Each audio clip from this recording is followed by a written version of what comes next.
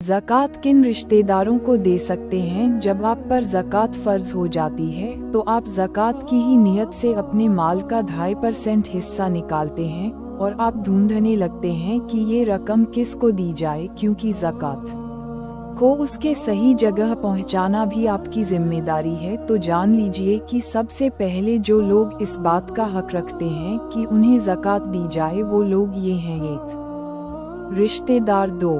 आपके मोहल्ले वाले। 3. मिलने जुलने वाले। 4.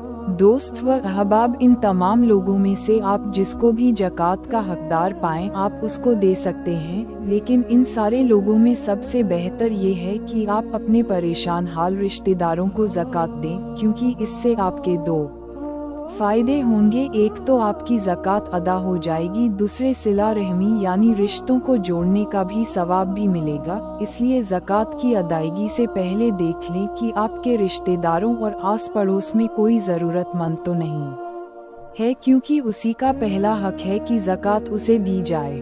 कौन से रिश्तेदारों को ज़कात नहीं दे सकते? अब रह गई बात कि रिश्तेदारों में से ज़कात किन रिश्तेदारों को दी जाए और किन को न दी जाए, क्योंकि तमाम रिश्तेदारों को तो नहीं दी जा सकती। तो जान लीजिए कि 2 रिश्ते ऐसे हैं जिनको ज़कात नहीं दी जा सकती। निकाह के रिश्ता शौहर बीवी को ज़कात नहीं दे सकता और बीवी शौहर को ज़कात नहीं दे सकती। पैदाइश का रिश्ता, जिन से हम पैदा हैं और जो हमसे पैदा हैं उनको ज़कात नहीं दे सकते। जिनसे हम पैदा हैं का मतलब ये है कि जैसे माँ बाप, दादा दादी, नानी, इसी तरह और ऊपर चढ़ते चले जाओ, परदादा परदादी, पर नाना पर नानी, इनको ज़कात नहीं दे सकते। और जो हमसे पैदा हैं का मतलब है बेटा बेटी, पोता पोती, नवासा नवासी, इनको ज़कात नहीं दे सकते। कौन से रिश्तेदारों को ज़कात दे सकते हैं? इसके अलावा जितने भी रिश्तेदार हैं सबको आप ज़कात दे सकते हैं, जैसे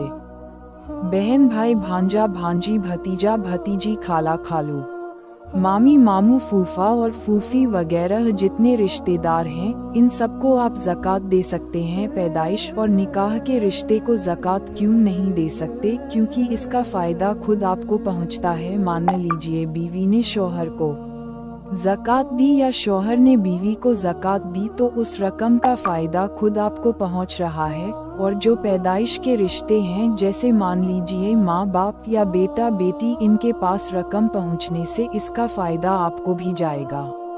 जबकि इन दोनों रिश्तों की ज़रूरतें पूरी करने की जिम्मेदारी तो खुद आप पर है। आप इनकी जिम्मेदारी पूरी कीजिए और ज़कात उन लोगों को दीजिए जिनकी जिम्मेदारी आप पर नहीं है और उनके पास ज़कात की रकम जाए, जिनके पास जाने से उस रकम का फ़ायदा आपको न हो। अल्लाह अमल की तौफीक अता फरमाए।